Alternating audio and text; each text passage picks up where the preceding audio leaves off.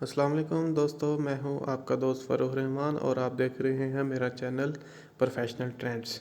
आज मैं आपको बताऊंगा कि बैंक से credit card, car finance, personal loan, house building और बिज़नेस लोन कैसे लिया जा सकता है। उसके लिए आपको सबसे पहले बात करेंगे क्रेडिट कार्ड के हवाले से। क्रेडिट कार्ड लेने के लिए जो आपको सबसे पहली रिक्वायरमेंट होगी वो है मिनिमम सैलरी।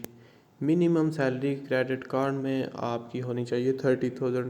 अगर आप बिज़नेस है तो बिज़नेस की स्टेटमेंट लगेगी, बिज़नेस का पोर्टफोलियो देख के बैंक आपको क्रेडिट कार्ड देगा। दूसरे नंबर पर जो मेन रिक्वायरमेंट है किसी भी किस्म के लोन के लिए वो होती है बैंक स्टेटमेंट की। बैंक स्टेटमेंट याद रखिएगा, बैंक स्टेटमेंट कोई फेक ट्रांजैक्शंस वाली कभी भी एक्सेप्टेबल नहीं होती, कोई फ्रीजन अकाउंट वाली भी एक्सेप्टेबल नहीं होती। इसके लिए अगर आपने 30,000 सैलरी अपनी शो की है तो बैंक स्टेटमेंट में आपके 30,000 सैलरी ट्रांसफ़र होनी चाहिए। इसी तरह आपका जो बिज़नेस है आपका उसका टैक्स रिटर्न और जो पोर्टफोलियो शो किया उसके मुताबिक आपकी सैलरी होनी चाहिए। यह दो मेन रिक्वायरमेंट्स हैं क्रेडिट कार्ड बैंक से लेने के लिए। उसके बाद जो छोटी मोटी फर्दर रिक्वायरमेंट्स होती हैं, कुछ दो फोटोग्राफ मांग लेंगे, कुछ इस तरह मांग लेंगे, दो फोटोग्राफ्स चाहिए होंगे, रेफरेंस दो बंदों के चाहिए होंगे। इसके अलावा आपको इलेक्ट्रिसिटी बिल की कोई कापी चाहिए होगी। ये माइनर सी रिक्वायरमेंट हैं जो किसी भी बैंक में ओवरऑल जो मैं आपको बताऊंगा, किसी की एक आध रिक्वायरमेंट ज़्यादा होगी, किसी की एक आध कम होगी, ये छोटी मोटी है। लेकिन जो दो मेन रिक्वायरमेंट्स थी वो ये थी कि आपकी बैंक स्टेटमेंट, मिनिमम सैलरी या बिज़नेस प्रूफ होना चाहिए आपके पास। इसमें ये होगा कि जब आपको क्रेडिट कार्ड मिल जाएगा उससे आप शॉपिंग करेंगे तो मोस्टली बैंक्स को 2 महीने को 1 महीने का टाइम देते हैं, उसके अंदर अंदर अगर आप पेमेंट सेटलमेंट कर देंगे तो आपको उस पर इंटरेस्ट नहीं पड़ेगा। अगर ऐसे ऊपर जाएंगे तो अच्छा खासा बैंक आपसे इंटरेस्ट चार्ज करेगा। लेकिन सवाल ये पैदा होता है, अगर 2 महीने में बैंक आपको फ्री में शॉपिंग करवा रहा है तो बैंक को इसमें क्या फ़ायदा हो रहा है। उसका ये जवाब है कि बैंक इसमें एनुअल चार्जेस लेता है, कुछ सर्विस चार्जेस लेता है, कुछ ऐसे हिडन चार्जेस होते हैं जो क्लाइंट को नहीं पता चलते, वो चार्ज आपसे कर लेगा बैंक। उसके बाद जो अगले स्टेप की तरफ आते हैं वो है कार फाइनेंस। कार फाइनेंस सबसे बेस्ट, मैं समझता हूँ कि सबसे बेस्ट जो बैंक से लोन है ना वो कार फाइनेंस लोन है। इसमें ये होता है कि आप इंस्टॉलमेंट देते रहते हो तो एक दिन आपका ये लोन ख़त्म हो जाता है, जबकि क्रेडिट कार्ड और बिज़नेस फाइनेंस वो ख़त्म होने का नाम नहीं लेते। तो सबसे पहले बात करेंगे, इसमें आपकी सैलरी रिक्वायरमेंट नहीं होती, बिज़नेस रिक्वायरमेंट नहीं होता है। इसमें देखा जाता है कि डेट बर्डन रेशो क्या है। डेट बर्डन रेशो आपको मैं समझा देता हूँ कि डेट बर्डन रेशो ये होती है कि अगर आपकी सैलरी सपोज करें कि आपकी 30,000 सैलरी है तो 30,000 सैलरी का जो हाफ बनता है वो 15,000 सैलरी बनता है, 15,000 रुपये। तो आपकी जो इंस्टॉलमेंट बनेगी आपकी डाउन पेमेंट दे के आपके कैलकुलेशन करके 5 साल की, 3 साल की, 2 साल की, तो कैलकुलेशन करके जो अमाउंट बचेगी इंस्टॉलमेंट की वो 15,000 होनी चाहिए। मतलब कि आपकी इनकम की आधी जो है ना वो इंस्टॉलमेंट होनी चाहिए, ताकि बैंक भी समझता है कि आधे और एक्सपेंस ये बंदा करेगा, जो आधा कुछ बचेगा वो हमें इंस्टॉलमेंट दे भी सकता है कि नहीं। इसके लिए बैंक स्टेटमेंट फिर अगेन वही बात है कि प्रूफ मुकम्मल बैंक स्टेटमेंट होनी चाहिए, डमी ट्रांजैक्शंस नहीं होनी चाहिए, और इसमें 6 महीने की बैंक स्टेटमेंट मांगेगा कार फाइनेंस के लिए। और एक और बात बताना चाहता हूँ, क्रेडिट कार्ड में या कार फाइनेंस में आपकी जो बैंक स्टेटमेंट है किसी दूसरे बैंक की भी बैंक स्टेटमेंट एक्सेप्टेबल हो जाती है।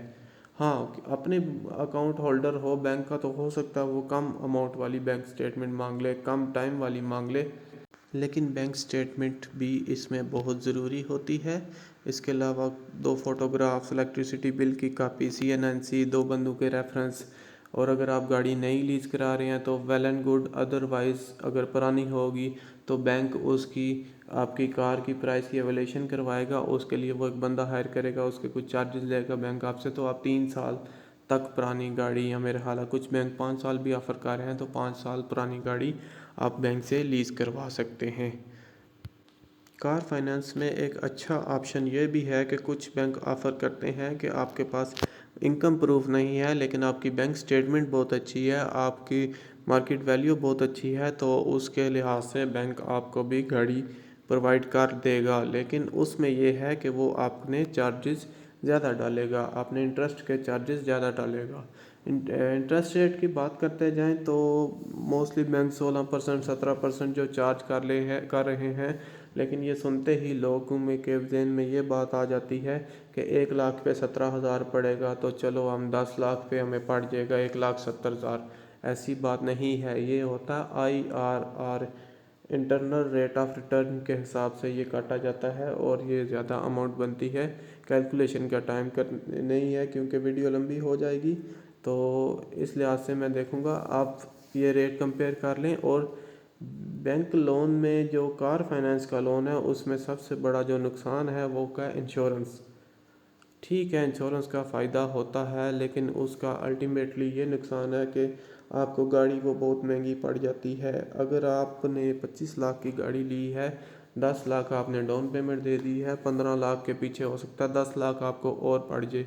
लेकिन फिर भी कार फाइनेंस जो लोन है ये बहुत फ़ायदे में है। पिछले 3 4 साल 5 साल में जिन्होंने कार फाइनेंस ली है उनको बहुत फ़ायदा हुआ है। उसकी वजह यह है कि गाड़ियों की कीमत दिन ब दिन बढ़ती जाती है, गाड़ियों की कीमत बढ़ गई है, इसलिए लोगों ने प्रॉफिट भी कमाया है। तो अगर आप गाड़ी ले ली है बैंक से, उस पर किसी कंपनी में लगाई है, उसको टैक्सी चला रहे हैं या कुछ और कर रहे हैं, तो आपको डबल फ़ायदा हो जाएगा और ये लोन ख़त्म हो जाएगा जल्द। दूसरी बात ये आपको बता दूं कि अगर आपने एक इंस्टॉलमेंट नहीं दी, दो नहीं पे की, बैंक आपको वार्निंग करेगा। तीसरी इंस्टॉलमेंट पे बैंक आपकी गाड़ी प्लज भी कर सकता है। तो वो गाड़ी जब प्लज कर लेगा फिर आपको रिमेनिंग सारी अमाउंट कुछ टाइम के अंदर देनी होगी, अदरवाइज़ बैंक आपकी गाड़ी को नीलाम कर देगा। जो पैसे आपने दिए वो बैंक आपको वापस कर देगा। बाकी सारे गाड़ी पहले अपने पैसे पूरे करेगा, फिर जो बचेगा वो आपको देगा। तो आपकी गाड़ी का नुकसान भी हो सकता है। ये कभी अपने जेहन में न रखिए कि हम गाड़ी ले लेंगे तो कोई हमसे छीन नहीं सकेगा। याद रखिएगा जो बैंक के एजेंट होते हैं वो आपसे बहुत बड़े होते हैं। उसके बाद बात आती है पर्सनल लोन की। पर्सनल लोन के लिए कुछ बैंकों ने मिनिमम सैलरी रखी होती है 25,000, कुछ ने 30,000 रखी होती है।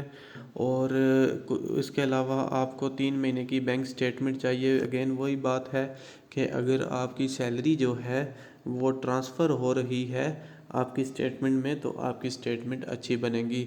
इसके अलावा बैंक डेट बर्डन रेशियो के हिसाब से वही हिसाब है, आपको लोन देगा कि आपकी 30,000 सैलरी है तो आपकी इंस्टॉलमेंट 15,000 बननी चाहिए। ये लोन 1 साल के लिए होता है, 2 साल के लिए होता है और 3 साल के लिए होता है। इसके अलावा इलेक्ट्रिसिटी बिल की कापी, CNIC की कापी, फ़ोटोज़, रेफरेंस और एक दो चीज़ें थोड़ी बहुत ऊपर नीचे होंगी मुख्तलिफ बैंकों के हिसाब से।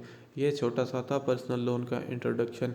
इस लोन का ये फ़ायदा है कि आप ना लोन की जो इंस्टॉलमेंट बनती है वो आप आस्ता आस्ता दे के अपना लोन इजीली ख़त्म कर सकते हैं। इस पे भी इंटरेस्ट रेट उसी तरह पड़ता है और मुख्तलिफ रेट है बैंक का, 19-20 का फ़र्क है और टाइम के हिसाब से ऊपर नीचे होता रहता है। उसके बाद बात आती है हाउस बिल्डिंग यानी कि घर बनाने के लिए लोन लेने की। ये याद रखिएगा कि सबसे मुश्किल प्रोसीजर है हाउस बिल्डिंग लोन अप्रूव कराना, क्योंकि इसके लिए सबसे जो पहली रिक्वायरमेंट है वो हाउस रजिस्ट्रेशन की है। आपके घर के कागज़ पूरे करते करते आपकी बस हो जाएगी। आप 2 से 3 महीने आपको वो डॉक्यूमेंट्स क्लियर कराते हुए लग जाएंगे। इसमें ये होता है कि अगर आपका वो पटवारी सिस्टम में होगा तो वो सबसे मुश्किल है, क्योंकि आपको पटवारियों के चक्कर लगा लगा के आपकी बस हो जाएगी। 3 से 4 महीने में ये लोन अप्रूव होगा। और इसमें अगर सबसे इजी है कि किसी हाउसिंग सोसाइटी में अगर आपका घर है तो वो आपको बस NOC चाहिए होगा। इसके अलावा बैंक गारंटी के तौर पे आपका वो प्लाट या मकान प्लज करके रखेगी जब तक आप उसका लोन क्लियर नहीं करते। इसके अलावा तीसरा स्टेप ये है कि डेट बर्डन रेशो के हिसाब से आपको लोन अप्रूव होगा। और बाकी जो मिनिमम छोटी मोटी रिक्वायरमेंट्स होंगी, फ़ोटोज़, रेफरेंस, CNIC की कापी, ये वो आपको देनी होगी। और इसमें ये बात बताता चलूँ कि आपको एकदम सारे पैसे नहीं मिलेंगे घर बनाने के लिए। हाँ, अगर आप बना बनाया घर ले रहे हो तो उसके लिए आपको सारे घर पैसे मिल जाएंगे, लेकिन अगर आपने मकान बनाना है और आपको लोन इस तरह मिलेगा कि पहले आप प्लाट खरीदेंगे, उसकी एवोल्यूशन होगी, उसके हिसाब से आपको पैसे मिलेंगे, फिर आप घर का स्ट्रक्चर खड़ा करेंगे, फिर उस हिसाब से आपको पैसे मिलेंगे, फिर उसके बाद जब फिनिशिंग करेंगे फिर पैसे मिलेंगे। और उसके बाद आपने वो पैसे इंस्टॉलमेंट में जमा कराने होंगे। इसमें भी अगर आप डिफ़ॉल्टर होगे तो आपका घर प्लाज हो जाएगा और साया हो जाएगा। उसके बाद ये बात करेंगे बिज़नेस लोन के हवाले से। तो याद रखिएगा, बिज़नेस लोन के लिए बैंक हमेशा रनिंग फाइनेंस पे लोन देता है। ऐसा नहीं होता कि मैं कोई बिज़नेस शुरू कर रहा हूँ तो बैंक मुझे पहले ही लोन दे दे। ऐसा नहीं है कि मैंने कोई दुकान बनानी है या कोई सुपरमार्केट बनानी है तो बैंक मुझे लोन देगा, ऐसा नहीं है। बैंक ऑलरेडी जो बिज़नेस चल रहा हो उस पे लोन देता है। उसमें बिज़नेस का पोर्टफोलियो देखा जाता है, आपकी बैंक स्टेटमेंट देखी जाती है और रिलेशनशिप विद बैंक देखा जाता है। इसके अलावा माइनर रिक्वायरमेंट है फ़ोटो, CNIC और रेफरेंस वगैरह। लेकिन इसमें ये होता है कि जो आपकी लिमिट होती है, लिमिट लगाई जाती है आपके अकाउंट में। फॉर एग्ज़ाम्पल, आपके पास 10 लाख रुपए बैलेंस था, आपने 10 लाख निकलवा लिया, आपका बैलेंस ज़ीरो हो गया। आपकी 1 लाख की लिमिट लगी है, आप 1 लाख और निकलवा सकते हो तो आपका बैलेंस माइनस 1 लाख हो जाएगा। जितने दिन वो निकलवाए रखेंगे उतने दिन का इंटरेस्ट पड़ेगा। जब आप वापस देंगे तो उसमें आपका इंटरेस्ट ख़त्म हो जाएगा। बाकी जो इतने दिन आपका माइनस में बैलेंस रहेगा उतने दिन का आपको इंटरेस्ट पड़ जाएगा। लेकिन इसमें ऐसा होता है कि अगर आप टाइम पे ना पेमेंट कर सकें तो आप फंसते जाएंगे, मज़ीद दलदल में फंसते जाएंगे, क्योंकि इंटरेस्ट भी बढ़ता जाएगा और आपका लोन उधर का उधर रह जाएगा। इसलिए कुछ दुकानदार या बिज़नेसमैन ऐसा करते हैं कि जब उन्हें माल मंगवाना होता है तो वो विड्रॉल करा लेते हैं एक्स्ट्रा मनी। तो जब उनका सामान बिक जाता है तो वो पैसे वापस बैंक में जमा करा देते हैं। इस तरह जितने दिन उनका बैलेंस माइनस में रहता है उतने दिन का उनको इंटरेस्ट पड़ जाता है और वो अपना अमाउंट सेटलमेंट करा लेते हैं। ये तो दोस्तों ये थी कुछ बेसिक चीज़ें। वीडियो पसंद आए लाइक कीजिए, शेयर कीजिए, कमेंट कीजिए और अपनी दुआओं में याद रखिएगा। अल्लाह हाफिज़।